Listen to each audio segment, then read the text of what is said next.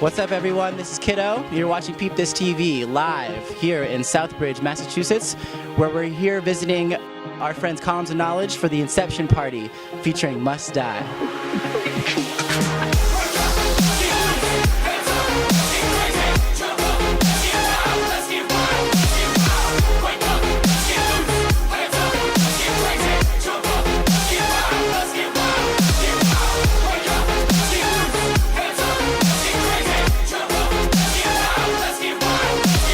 I'm here with the resident homie of the 518 as of now, Brandon Bailey. Say what up, Brandon. Yeah, dude, it is live up in here right now.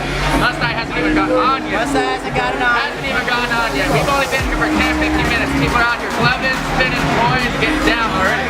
Hell yeah.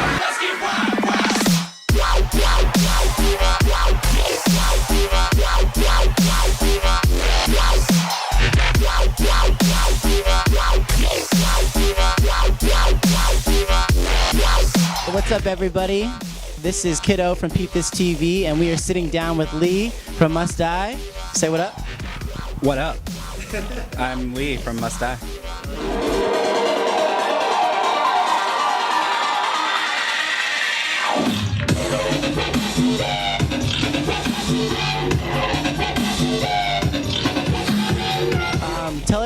Tell our fans and everyone that's watching, like, where you're from. I am from Atlanta, Georgia, and well, I'm a transplant to Atlanta, Georgia from Houston, Texas.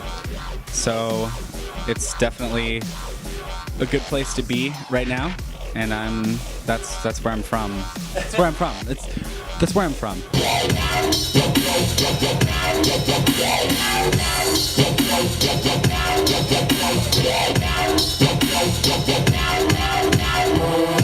I've watched you like perform a couple times on like certain videos that I've watched, and you perform like via Ableton, correct?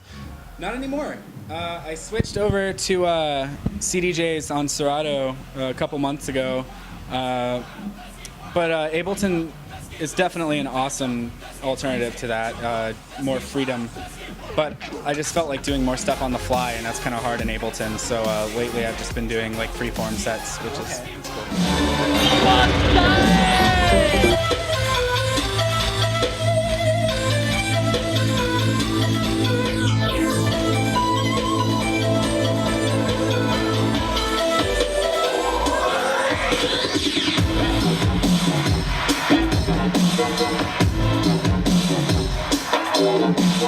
Now, we know that you've done singles with another artist that we booked, Crankin'. Oh man, Gabe. Yeah, Gabriel. Oh, I love him so much.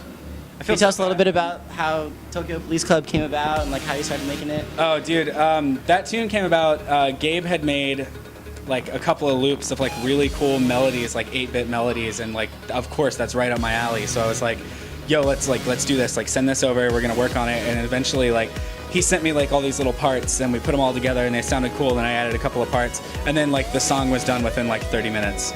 So it was cool. And then Palm Top Tiger took a little longer, the B-side, but yeah, that one came about so quick, and like that's how me and Gabe became like really good buddies. And shouts out to Gabe.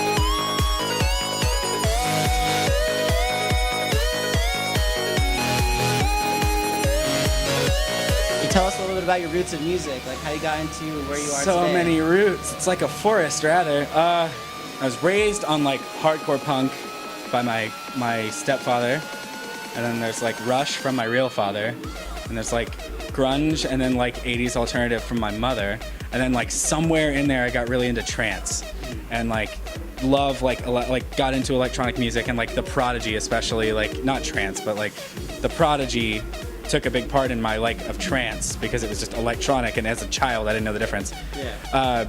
And eventually I just started like playing around with things on my own and doing like electro pop here and there, and then like when dubstep came out I was like, oh, dubstep, that sounds cool, hop on the bandwagon. And then I started putting like the electro pop, like J-pop sound that I like with the heavy stuff that I semi-liked, and it turned into this weird hybrid. So it's, you know, video games actually played the biggest part, I'd say. Yeah. Like N64, like MIDI music. Was there a time like when you were like starting to produce electronic music that your friends like were your friends like big supporters of like your music at all? My best friend in the universe, who is still my best friend in the universe, once told me my music sucked. And he doesn't say that now, because I have gotten better. But yeah, no, nobody was really supportive. Friends weren't supportive of your music? They support me, not the music, but they're great, and it's okay.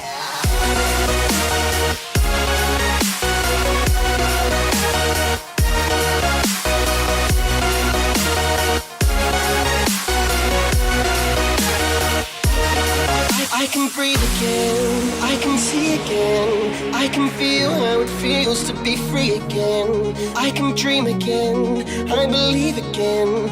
I see angels looking down in astonishment, and my heart is beating. Not having the support from your friends, like how did you get to the level where now you're touring, you're making singles, like, you know, you're going around the world hopefully with your music. Like how did that change from growing up in the area? Well, my like childhood friends definitely didn't like support my music. They supported me.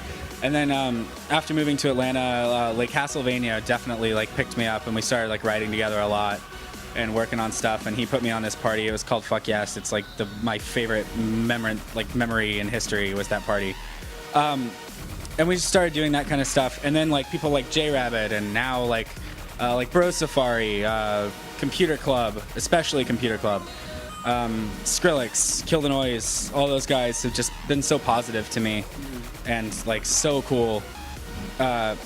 If it weren't for those people, Datsik, man, SKisM, who's now my manager, like it was just a friendship that intertwined into music, I suppose. And like if it weren't for people like 12th Planet, J Rabbit, like all those dudes, all the LA people, like I wouldn't have what I have. Yeah. So it's all for them. Oh yeah, that's cool. Is there any singles that you're coming out with in the next couple months or next couple weeks that you want to share with our fans to look out for?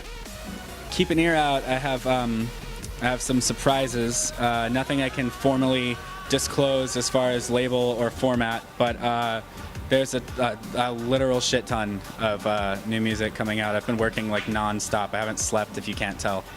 There's a lot going on, and I'm really excited about it. A lot of like diverse and new experiences. So I'm pretty excited to share that with people. I know everyone's been waiting a long time. Well, I say a long time, like a month.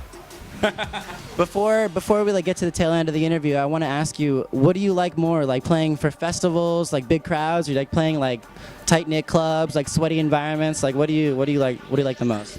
I like a lot of people shoved into a small sweaty thing, because it's like close enough to where I can like have my onstage banter with them and at them, because you know, get a couple drinks in me and I like think I'm like Patton Oswalt or something, so I'm harassing. But yeah, I like the smaller stuff.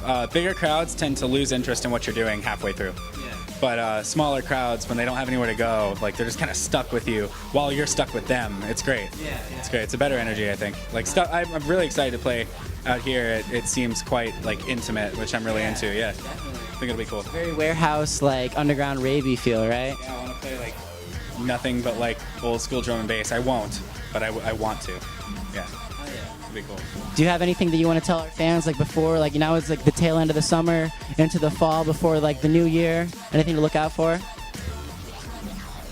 have like one word of advice. I'd say, if you're a producer and you want to become good at producing, stop asking other people how to make sounds and sit down, lock yourself in a room, and read the fucking manual for Massive. That's it. There it is. Lee from MustDie. Hi. This is Kido from PeepThis TV. It's been a pleasure to talk to you, man. I really appreciate it.